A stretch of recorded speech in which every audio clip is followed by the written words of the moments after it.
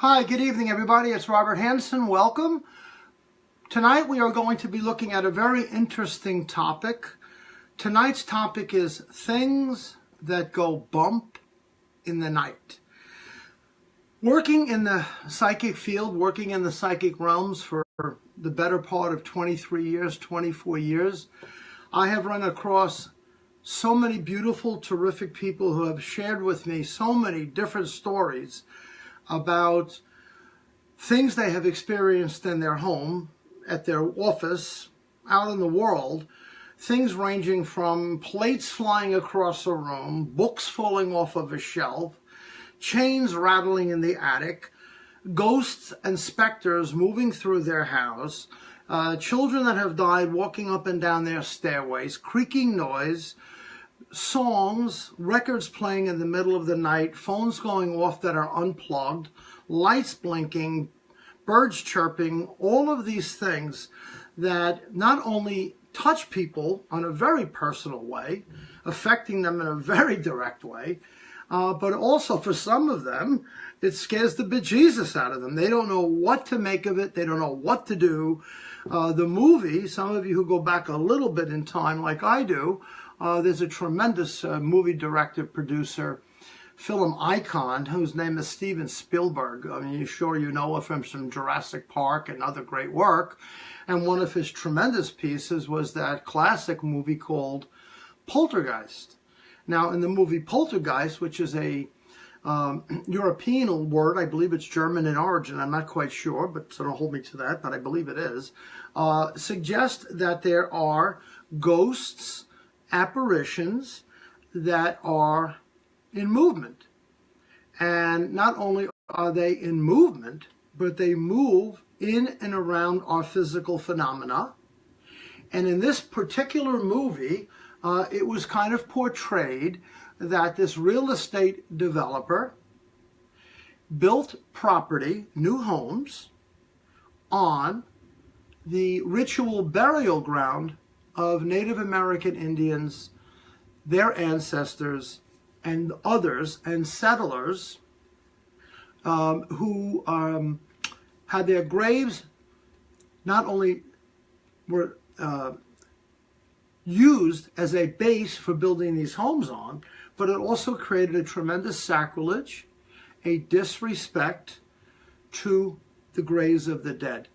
And it not only left these souls in torment and in frustration, but it became so powerful that in time the souls had to seek entrance to somehow alleviate or eradicate this problem. Now, bear in mind, it's a movie. It's a movie. And in the movie, they show these different sequences from the little girl watching a TV screen that's got white snow on it, and yet she's hearing voices. And they are communicating through her, through the white screen noise or the white noise of the television set. This was made popular way before that in the TV show. Some of you who will really have hair like my, remember the TV show called Twilight Zone. And in the Twilight Zone, they also portrayed through the great Rod Serling, the genius of that show, his creative mind, very active, generated almost hysteria in certain people, making them believe that the white noise coming through your screen after the TVs goes off, back in the 50s and in the 40s and in the early years, there wasn't 24/7 television. Around 4 in the morning, 3 in the morning, the American flag would pop up. They would have the Star-Spangled Banner, and the TVs would go off till around 6 in the morning, 5 in the morning. There would be like a 2-hour window. So if you got up at 4:30 in the morning, 5 in the morning, and you turned on that TV set, you're getting white screen. And if you're inclined to believe that these are ghosts coming to you, you're running up the stairs, running under the covers, or you're shooting them with a gun or something, blowing up your own television set. That's how powerful the suggestion was, and encouraged in some people to believe. Back to Poltergeist. So now in the movie Poltergeist, it's amped up quite a bit. We've got clown dolls, and you know, they pick clown dolls because clown dolls, if you know anything about special education children, if you know something about young children, even normal developmental children, often if they see a mask or a clown face, it scares them. It's unfamiliar. They know it's not real. It takes on a frozen appearance. It may be animated. It may go cootsy-coo stuff. But for that baby, they don't know what the heck that is, and it scares them. And that fear for certain people can last. I know adults who will not go to the circus, and frankly, I don't go to the circus at all for other reasons, especially over these beautiful animals that were being brutalized, so I don't go. And I'm glad they're gone, at least around here on Long Island, for as far as I know, they're gone. But that being said, many, many children, including one of my own children, they saw a clown or they saw a mask like that. They were out the door. I mean, they were petrified because they didn't know what to make of it. They didn't know what to make of it, right? And you can't explain it to a 4-year-old or a 5-year-old that's dealing with autism. In my son's case, he doesn't want to hear it. I mean, out he would go. I mean, he was scared, really scared.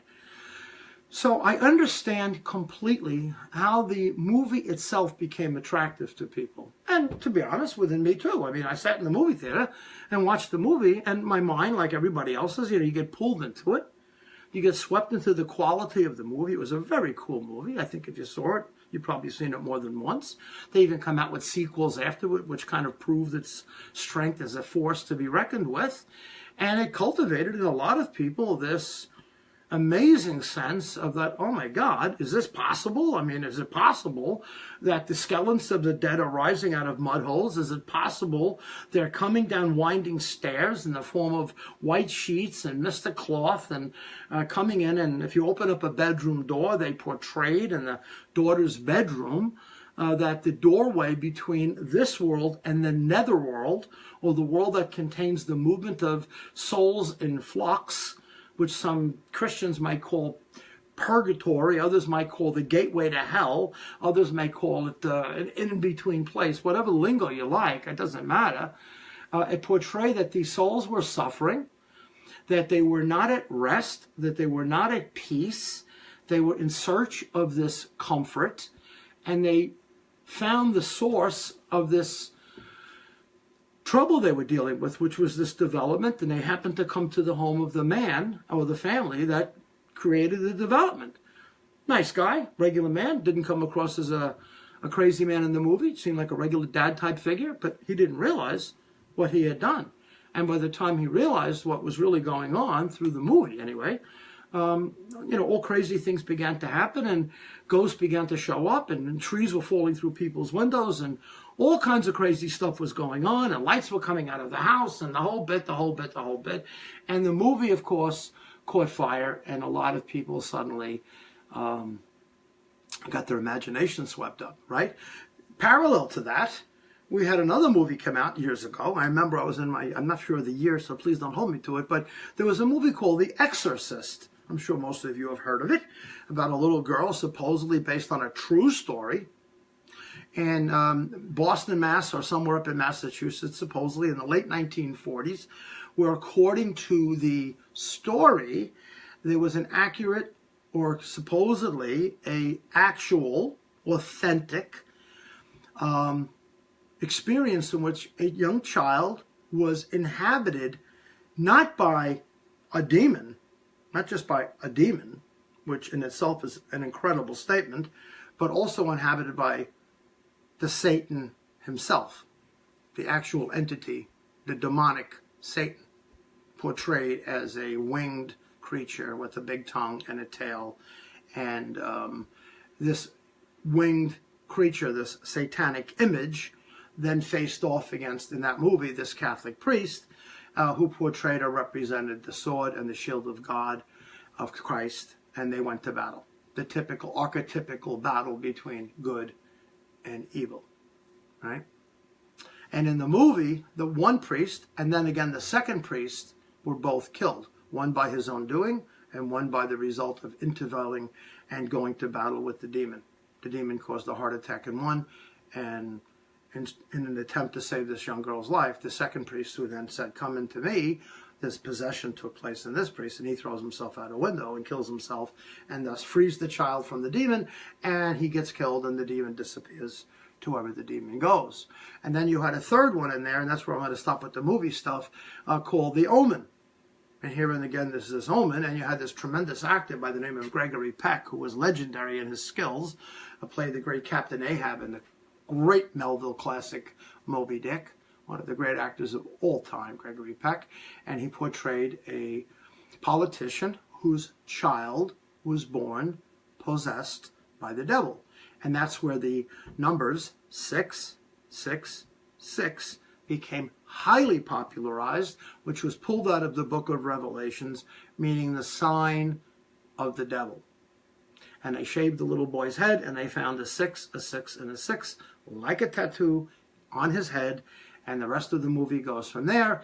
And in that particular movie, the little devil guy winds up living and winds up controlling and placing himself squarely in the world of humans as the son of Satan, basically, in the world. Now, if you are leaning towards poltergeist thinking, if you're leaning towards believing in these ghosts and these spirits and all of that, that movie has set you off, right? For sure. You watch, I mean, you have ideas of it, and then you see that, you're locking your doors, you're bolting your things, you're closing down your televisions, and you're having a nervous wreck, drinking holy water, whatever you're doing, right? And I'm not making fun of that, please. But you also have people, of course, who are very religious, and they see the reference of a demon or a devil in a human form, inhabiting a person's home, entering the body of a child, and taking over. Now, if you're highly religious, that's a very, very, very scary thing to imagine. In the same way that we as, now this again is not religion, so guys, please, you know I'm not religious about when I talk, okay? But I have a background like you all do, right? And in many cultures, including my Catholic culture, there's references to saints, angels, archangels, and so on, right? There's all kinds of images that are portrayed in the Christian traditions. There are stained glass windows, there are statues in little areas around my church. There's little flower gardens that have statues of different saints. St. Michael with the sword. You have, you know, the Blessed Mother, Mary. You have other images, you know, St. Francis with the animals, all of these kind of things.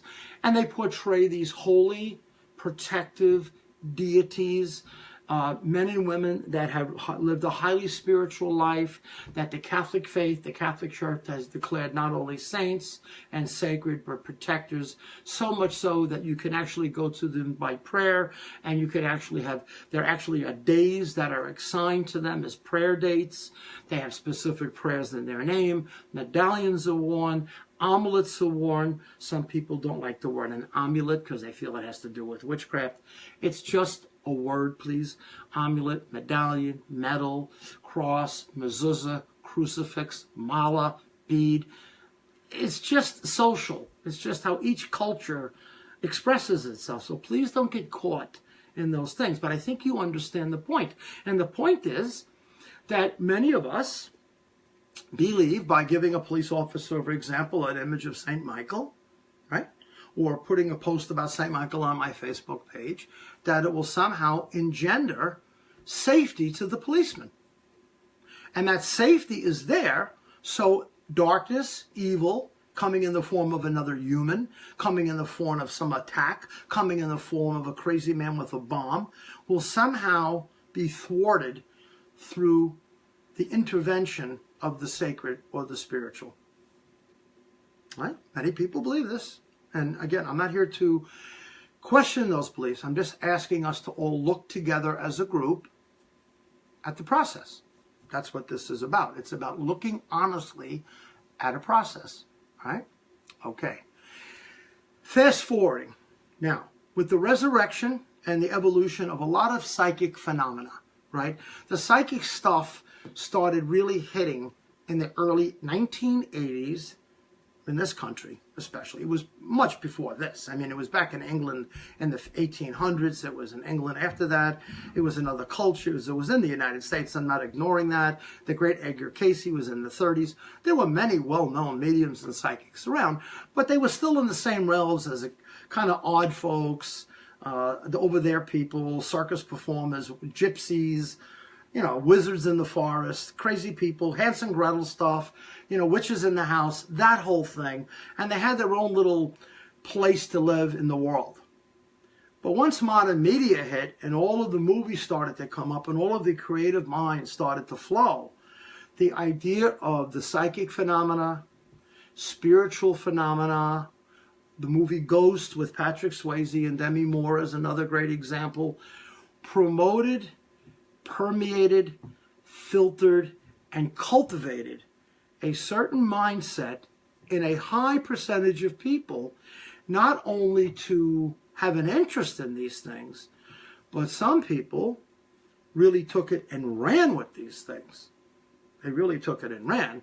And that they didn't just take it as a form of an imagination, an expression of art form, an expression of someone's imagination, like Edgar Allan Poe, the great spooky guy who wrote the Raven and the Pit and the Pendulum, and the movie where premature burial, where someone's buried alive. All of these crazy, scary situations that a human being could find themselves in the macabre and in the spooky and the scared. Mary Shelley's Frankenstein, right? All of that. You have the evolution of Dracula, the whole thing with you know, the count that coming from Romania, who ate people and drank people's blood. Dracula, who was based on a Romanian crazy king, the Blood King. All of this stuff culturally swept up. And the reason why a lot of it swept up is because there is absolutely a piece of the human being that somehow, some way, has a crazy attraction to fear. It does. People love roller coaster rides. Some people love scary books. Some people love scary movies. Some people love scary TV shows. Some people like to be scared. They like people to jump out of a closet and startle them. They think it's funny. All of that kind of stuff. And there is a certain sense of wanting to be frightened from certain things, right? And it's a physiological response. It raises the endorphins. It kicks in adrenaline. There's a rush after it. People come off the roller coaster. They're high for a few minutes afterwards. They go back on again, get scared all over again. They love the ride. It's thrilling. It's exciting. It gives them a sense of something beyond what they normally would experience. You know, zip lining, jumping out of aircraft, all of these things do it. And one of the reasons why it's popular is because when it's happening to you, you can't escape. You can't just suddenly get off the roller coaster. You may close your eyes. You may even boop on yourself when you're doing the ride, but you can't get out. And you're forced to deal with it. You're forced to handle it until the ride is over or until the fear has subsided, right? But the mind is a very interesting instrument, and it seeks these experiences sometimes subconsciously and unconsciously. It does. Now, depending upon your orientation, depending on your background, depending upon your religious upbringing, depending upon your culture, your tradition, your indoctrination, your inner level of fear, your inner level of courage, your inner level of intelligence, your inner level of observation, you're going to make certain assessments. So let's get into this bump at night stuff. Let's say, for example, you know, I'm laying in bed, my wife and I are at rest for the evening, right? And suddenly there's a boom. I hear something drop, ba-boom, right? And it's really pretty loud. Bang! Like in the kitchen. Bang! Right? And she gives me the elbow. I said, yes, Kate, what is it? Robert, did you hear that? I heard it. Well, aren't you going to get out of bed? I'm kind of tired. Robert, get out of bed. I want you to find out what that noise is. Right? So she's got the blankets up and next to the bed is a baseball bat. True story. Right? So she's ready to go. Right? I get up, gym shorts on, t-shirt on, into the kitchen. On the floor is a box of cereal all over the place. Something shelved. The door didn't close right. Some vibration ran through the house from a settling agent of my own home, which is 50 years old. And the box of cereal fell on the kitchen table and fell on the floor. Clean it up, go back to bed. She goes, "What was that?" It was a box of Cheerios, and it's a mess, and I'm tired, and put the bat away. Right? Are you sure it was just that? Yeah, it was just a box of cereal that fell down. Oh, no. There's someone knocked it off the counter. Who's moving through my house? Katie, no one's moving through the house. Now, I'm playing with my wife a little bit here. I mean, she's not quite like this. I'm teasing a little bit, of course. But on some level, it's true. And when my children were little, and when the kids are little, 7, 8, 9, 10, and they hear something like that, they were flying into the bed. You know, lightning, thunder stuff. Boom, in the bed they go, because they're scared. That is a primal instinct. Look, lions, cheetahs, hyenas run into caves when lightning comes. They hide for shelter, too. It's not because they're trembling, but they understand that there's a power around them that they have to respect, and they have to back away. And they have to make sure that they're not struck by it, or hurt by it, or hit by it, and they recede back into safety. And that is a normal reaction to anyone to unexpected loud noise, unexpected loud sound, unexpected visual imagery. Out of nowhere, someone jumps out of a closet. You're going to get spooked. But the question is this: why do people immediately go from, I hear a thump in the kitchen, to it's got to be a ghost? That's a pretty big leap, don't you think? Noise, ghost. Blinking light, ghost. Plate falls, ghost. Right? Where is the logical mind in this that says, okay, I heard the noise. I'll be cautious. That noise wasn't supposed to be there. I'm alert, right? For some of you, I mean, look, there are neighborhoods and there are environments where that noise could be a bad guy. And I have no problem with someone protecting themselves. Trust me, I have none.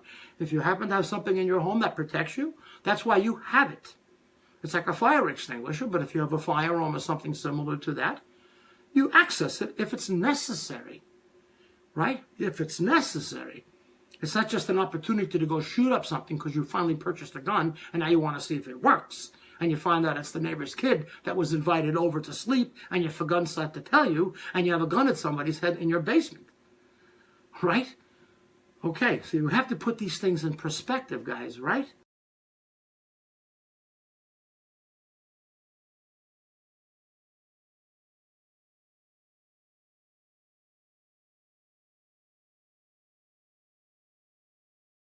I don't know. Okay, we're back. I'm sorry. I lost you guys. It froze up on me for a second. I'm sorry. But we were talking about the gun stuff. And if you get a guy with a gun who owns a homeowner, which is fine. I have no issue with it at all. Right? As you know, I come out of a law enforcement family. We've had weapons. My father, grandfather, everybody had weapons. It's not a big thing. Lockbox, safe, the whole 9 yards. But there's a time, God forbid, someone should come into your home. You have to protect your family, those who you love. Right? I have no issue with that. But the heightened sense of overreaction is also in place. I go from noise, anxiety, I'm a man, let me get the gun, let me go find out, I'll shoot who's ever in this house. And it can get out of control real quick. And ask anyone that's been in law enforcement over the years, have they run into these situations? I assure you, they will say yes. And they're not only dangerous for the people in the house, they're dangerous for the police officers entering the house. So they have to clear the house and make sure everybody's exactly where they belong and where every weapon is accounted for. Things like that, right? That's what good cops do, right?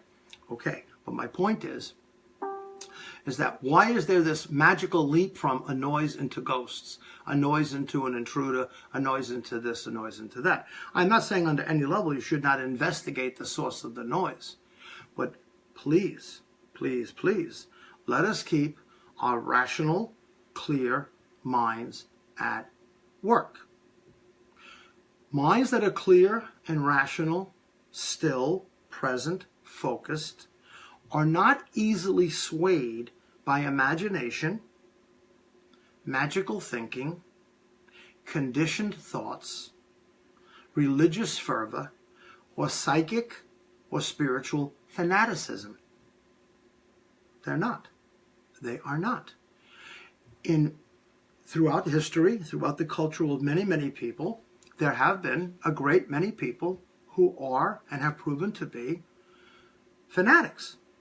There are people who believe, absolutely believed, that by burning themselves in oil or being tortured to death, that they would be cruelly tortured to death in the name of the Christ figure, that somehow by torturing themselves, they would be whisked away to heaven.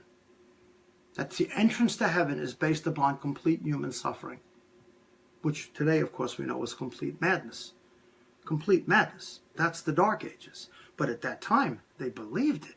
And there are people today who believe by punishing themselves, depriving themselves, having no relationships, having no real food to eat, not watching movies, not watching television, not reading books, not doing anything but praying and going to church, those kind of things, that is the way this life has been given to you.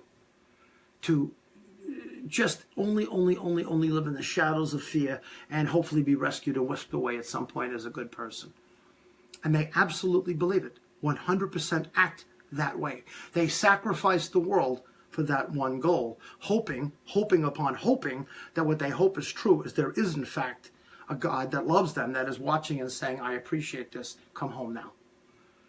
Right? That's what they believe. And they really believe it and they act upon it. In the same way, there are people that do this too in this whole bump in the night business. I meet people constantly, all the time. They will say to me, Robert, I don't care what you tell me. This is what they talk to me. I don't care what you tell me. I don't care what you say to me. I know that dish flew across the room. It was there last night on this countertop, and now it's there on that countertop, and it was transported across the air. Well, first of all, that defies all laws of science and physics. It does, because a movement in motion tends to stay in motion, and a movement that is still tends to stay still. Correct? Otherwise, your car would be rolling down the sidewalk anytime it felt like it if you didn't leave the brake on. Dishes would be levitating all over the place.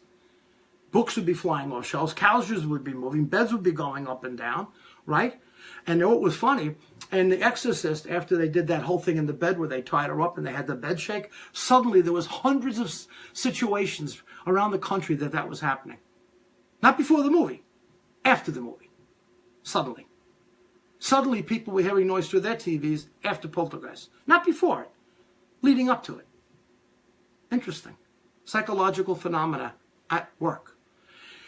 Now here's the question. I know a lot of you are sitting there rolling your head saying, I don't care what this guy says. I know what I experienced. And listen, guys, I respect that. I'm not minimizing you.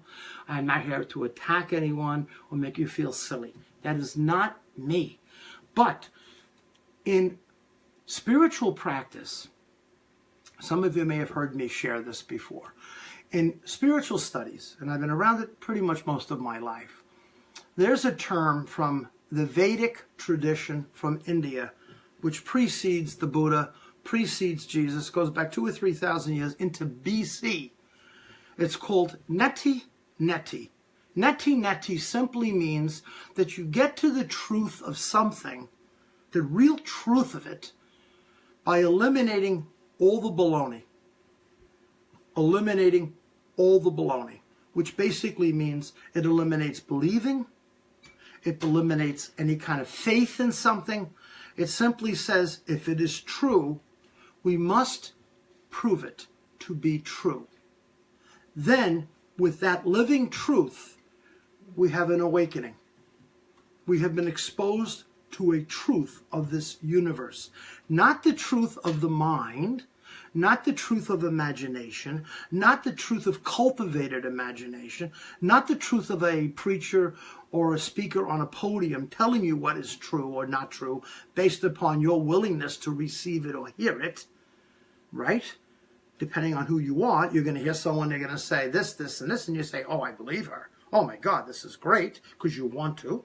Or what they're saying is provable, factual, actual, and real, and you say, I can accept that as real. Or, I don't believe this guy because he's saying stuff I don't like to hear. He's making me feel silly. He's making me question my beliefs, and I don't want to hear it. Well, that's not explorer of any spiritual practice that I've ever met. A true spiritual practitioner will look intimately and deeply at it all without any resistance and is willing to stand in the pure light of that. Right? Okay. So, is it possible for objects, right?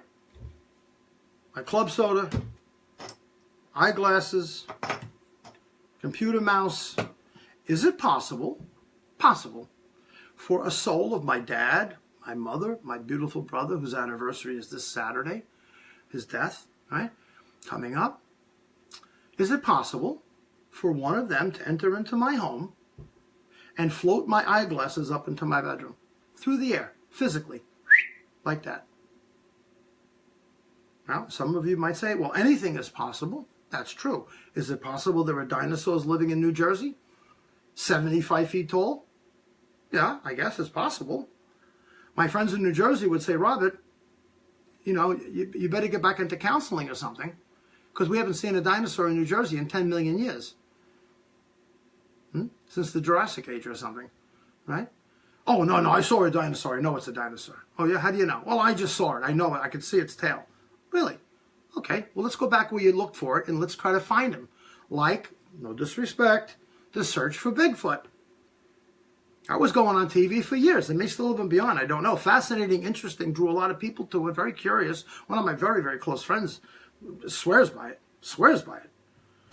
And he's a great friend and a great colleague, and I love him to death. But I look at him, I go, have you lost your marbles? I said, where is this Bigfoot you're talking? Well, the footprints of this and the smells, and guys are making these noises in the forest. I said, when they bring Bigfoot into Manhattan, like they did to poor King Kong, and I put him on stage, and scientists say this is a species we've never seen before. It's a hybrid between monkey and man. We found them running around northern New Jersey or down in the sticks of South Carolina in some swampland someplace. Here he is. I will be the first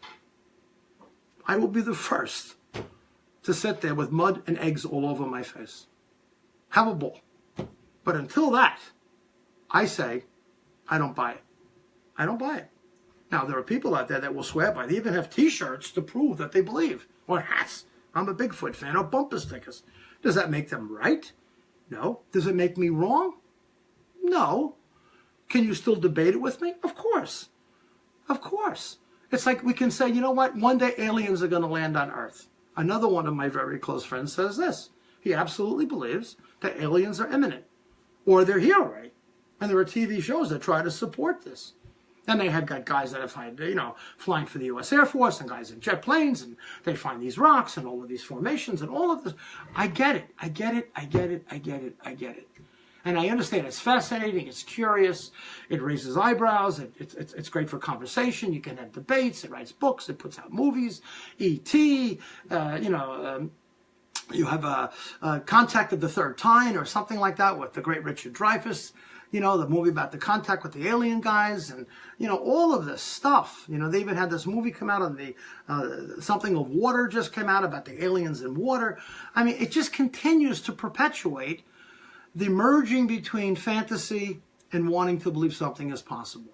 That's what makes it bite. That's what makes it credible. That's what sells tickets. That's what makes people's emotions move. That's what makes people, and that's their job. Their job is to generate that passion and that excitement for the movie audience. And they've done a hell of a great job, right? They've done a tremendous job, right? They've done it. But we as people know it's fantasy. We separate it. We know when we sit in the movie theater, right? We know in the movie theater that King Kong is the imagination. Right? I know that Harry Potter is imagination. I know that Lord of the Rings is my imagination. Not my imagination, but my imagination enjoying what has been imagined. But I know it. I'm not sitting in my living room looking out the window waiting for Gandalf to come by or some dragon to blow fire down my street. But there are people who mentally convert to that line of thinking, not in the dramatic way of dragons and Gandalf, but in the subtler way of hearing a bump in the house and they're all alone, or they hear coins fall on the floor suddenly, right? because the ashtray slipped over, or there was moisture on the sink and you bumped the wall in the next room and something spilled on the floor and you didn't realize it, or something overheated and exploded, or there was a fuse box default or something like that. Once we have excluded all of the obvious, once we have questioned directly all of it, as an investigator, you cannot investigate psychic phenomena, you cannot investigate spiritual phenomena when you have a bias. A bias. You can't. You cannot say, well, you can, of course you can, but you cannot say, I believe in aliens, right? I mean, people say this, for example, I believe in aliens. Now, if you're asking me, do I believe in aliens? 100%. Do I believe there are other life forms in this endless cosmos? Absolutely. I mean, you'd have to be the most arrogant person ever created, cultivated since the beginning of time, whenever that was, right? To think we're the only ones. That's crazy. Now, to say that someone come to this particular Earth and visit this planet in the last 5,000 years using certain kinds of interstellar travel and left their trademarks all over the place in their footprints, and we should believe and accept that without doubt, I'm not one of those guys. Do I believe the possibility of that is real? Absolutely. At some point, possibly, sure. I'm not saying no, but in my world, right now, in Merrick, New York, in 2018 March, it ain't happening. Not as far as I know. So therefore, that is what I base my reality on. My truth is based on this, not the wandering of my fantasy. I have too many things to concern myself that are real, like my health, the health of my family, going to work, helping people that are struggling, spending time on Facebook, taking care of my beautiful wife and my kids, taking care of my pets. This is reality for me. I don't seek to avoid reality through fantasy. Ever. Right? The essence of spiritual practice is to dig into reality directly and not allow the movement of your fear and your imagination to dominate. Do you understand? This is why light always eradicates darkness. This is why light always eradicates darkness. Always. But as I said earlier, but if you're coming from a fearful upbringing, if you have been indoctrinated in a certain lineage of thinking, and that lineage of thinking has been supported by the elders of a tribe or other people, other cultures, of course you're going to want to believe it and accept it, and internally you will find things to support it. Case in point. And again, we're having a chat, this is a dialogue, a conversation. I'm not preaching to you guys.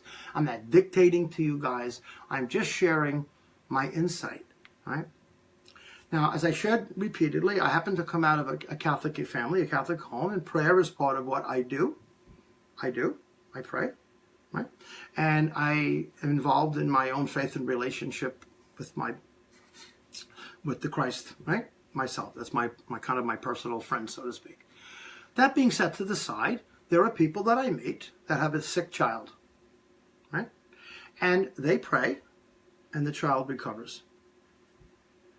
And they thank God, and they thank the doctors, and they thank the medicine. But basically, because they're religious and spiritual, they kind of lean a lot more in this direction, right? Then you have another person that I know who's not religious. They don't go to church, they don't pray, they're really kind of agnostic. You know, they used to be Catholic or something. And their child is sick, and their child recovers. And the idea of God doesn't even enter. They just say the doctors were great, the nurses were great, it was just a bad cold. We got through it together, it was pretty scary, but thank God there's good medication, great hospital, Winthrop Hospital, Nassau County Medical Center, wherever it was, great treatment. Oh my God, it was great, and my son is great, my daughter's great, and we're healthy to go. Nothing to do with God, it was good medicine. People that are believers in God will get pissed off at these guys. You're ungrateful, it was really God's hand in this, God sent the doctors to you. They do that whole storyline. Right? And they become defensive, irritated, if these people don't agree.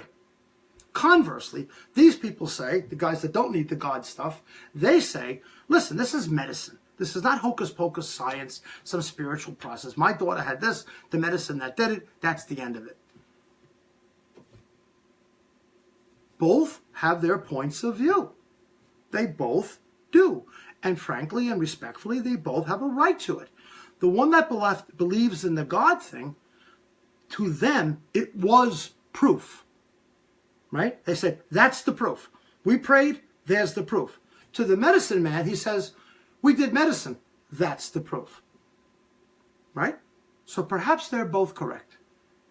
It doesn't have to be one or the other.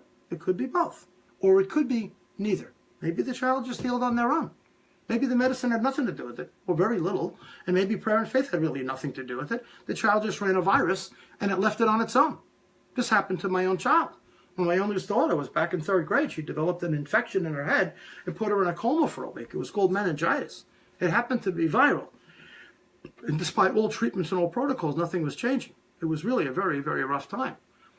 And by what I always say personally is by God's grace, the virus lifted and she came back to us.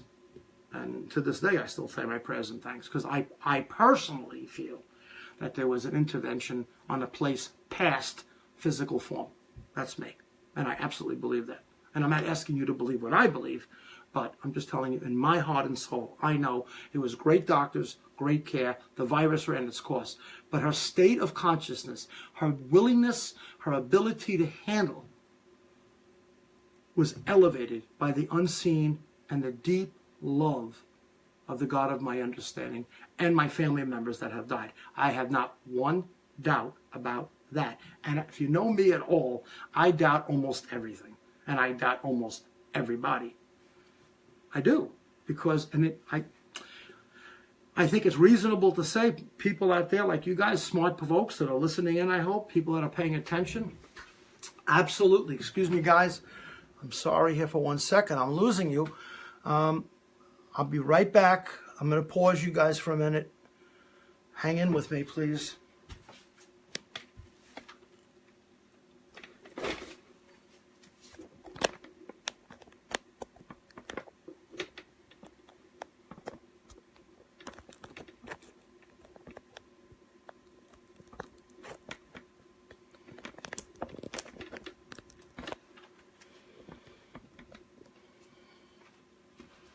Hi, I'm back. I hope I don't lose you guys. We'll see. If not, I'll have to come back to you in a minute or two, but I'm not going to leave you. But my point is that it depends upon, as I was sharing with my daughter, this is my belief, this is how I felt, right? Okay. So let's get to these bumps in the night. Now, I've kind of set the table for you with this. I want you to understand where we're coming from with this. When there are phenomena, rattling chains, so to speak, feelings of shadows in the house, if there are different things. Now, you know what's funny? I bet you some of you are thinking that the spirits are interfering with the connection. No, my phone cord fell out. That's what just happened. Just so we're keeping the record straight. I just saw my connecting wire. I just reconnected it. I disconnected my phone for a minute. Outsiders will say, oh, no, that was really the spirits. Well, that's your choice, of course. But coming from my head, I saw it. So I exclude that because of reality. I don't let fantasy take over my reality. I don't let fantasy take over my reality just because it sounds cool, spiritual, or psychic to say so. Please understand this. Please understand this, at least with myself, okay? So when people are making comments and claims about these things, I am not dismissing it. What I'm asking for them is, why does somebody, and I said this earlier, why does somebody jump from a book or a box of cereal falling to immediately jumping into, it's a ghost? Now, I have met people that have told me straight up that they have seen a ghost, an externalized being moving through their house. They have told me that. Absolutely have told me that. In my work as a medium, I receive and perceive the movement of souls daily. It is provable. It is factual. It is authentic. It has been recorded. It has been documented from every which way to Sunday. There is no question about it. And I am not the only one. There are others like myself that equally share this gift, right? And they will say the same thing, but it can be proven. If I just say to, for example, if I say to somebody, someone says to me, Robert, I can feel a woman walking through my house. And I'm sitting there, I go, yeah, okay, tell me about it. Well, she's right here. I said, what? I mean, you're seeing her? Oh, yes, I can see her. Oh, okay. I can't, but that's fine. It's not for me, it's for you. Apparently she wants to show you her, not me her, right? So could you please tell me a little bit about her or get something that we can kind of pin down who this may be? And the guest will say something like, well, she's older and she tells me she died and she was tired and she's wandering the house and she's restless and she can't seem to, she lost a child and she can't seem to find her child and she's bound in this house. That's what they'll tell me, something like this. And I'll say, okay, that sounds interesting. And we even researched it, and there was a child that died in this house, and she's telling me it's connected to her. Right? Okay, that sounds fine. You ever seen a picture of her? No, well, we heard about it through rumors or this and that. So I said, so you had some pre-knowledge about it, an expectation? Well, yeah, when we bought the house, we heard about it. First sign of an injected idea. Boom. Right? First sign. Real estate broker said someone's wandering, it's a rumor, something like that. That's one version of this. Other people say, oh, no. We were in a hotel, we were in Florida, upstairs, and we saw this guy walking down the hall like Ghostbusters, and it was an apparition. And you say, really? Who's that guy? Oh, well, he's telling me he jumped out a window, and that's how he died. All right? Now, at any given hotel in Miami, Florida, over the last 100 years, someone's probably leaped off of a balcony. The odds are pretty good. You're going to get somebody out there, right or wrong. I'm not minimizing these people. What I'm asking is, can they substantiate, can they support what they are claiming, or is that the movement of the same mindset that made the movie Poltergeist? It's just another version of it. Now, in my work as a medium, and others like me, we can say without question, I can sense the soul that is here. I can feel it.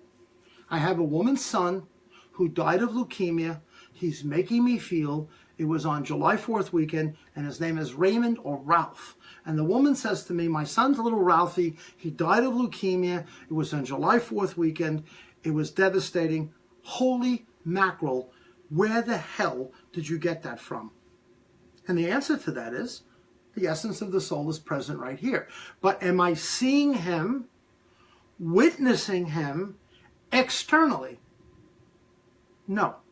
I am seeing all of that internally. So when people ask me or say to me, Robert, what do they look like? What do they see? I can only show them what I'm seeing in my head. When people are suggesting that they see them externally out there, I question it. But if it's true, and they are, then they should be able to be very easily able to document what they're seeing. If I see a chair, I can tell you the color, how many legs, if it's torn, how old it is, how tall it is, how wide it is. And the guest will say, that is exactly the chair I have in my house. That's the one. That's the chair, 100%. It's got the picture of the rose in the middle. That's the chair. But if someone says there's a chair upstairs in my living room, well, no kidding.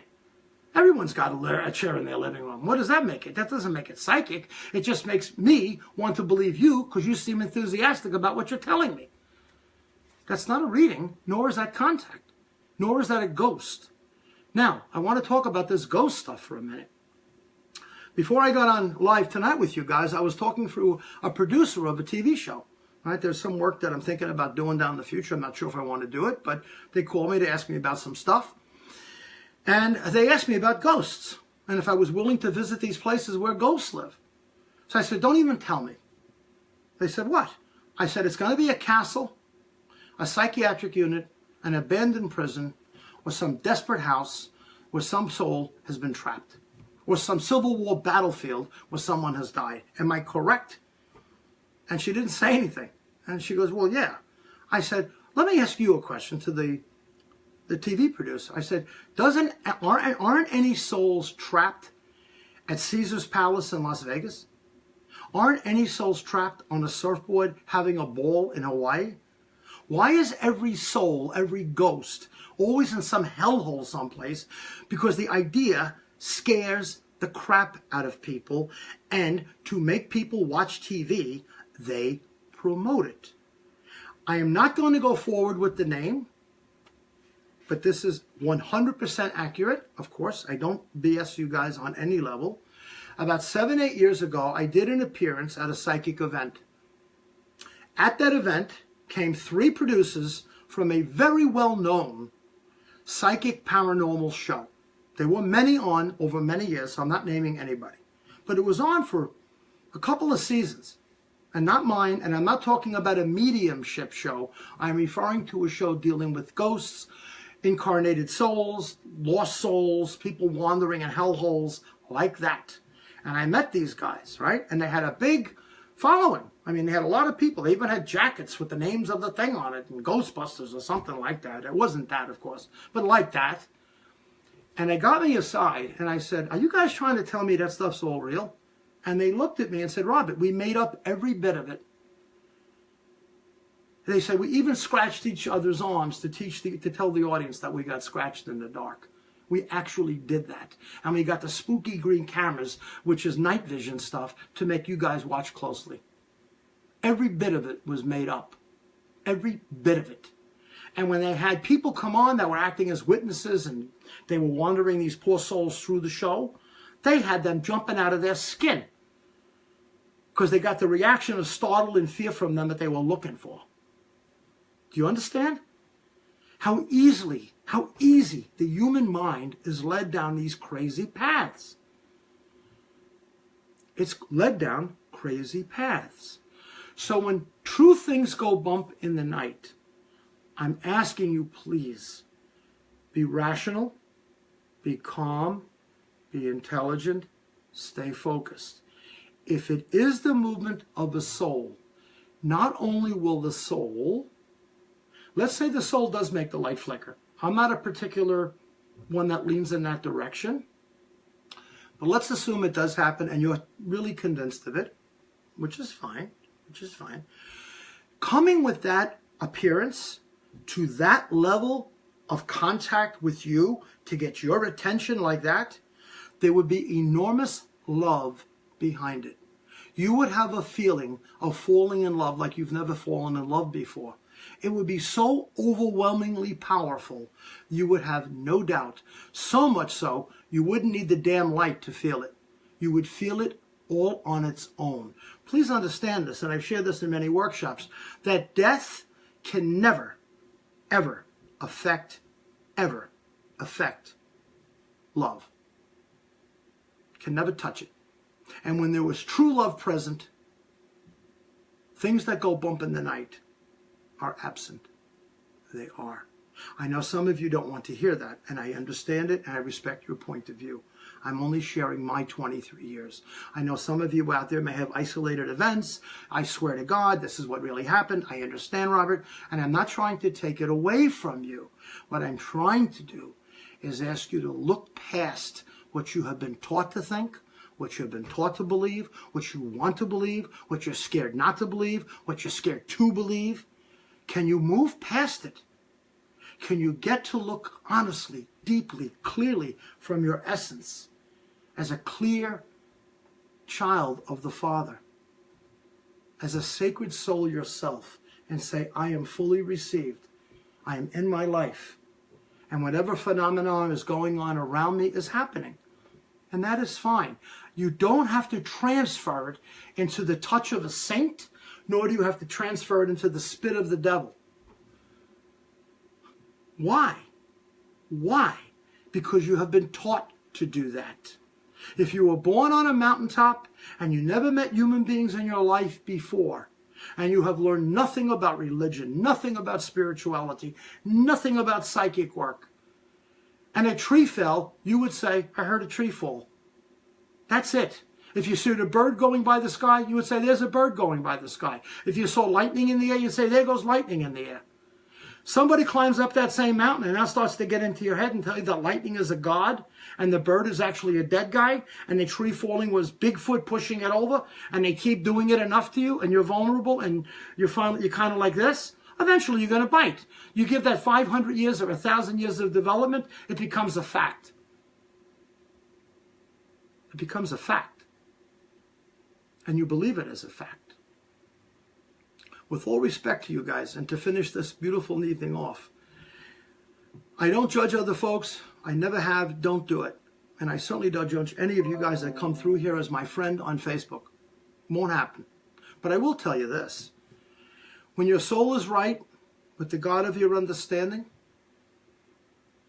when you really have fallen in love with yourself, when you accept this radiance of your life as it's been given to you with all its beauty, all its glory, despite its problems, despite its sickness, despite the trouble, despite the grief, despite the loss, which is part of human life.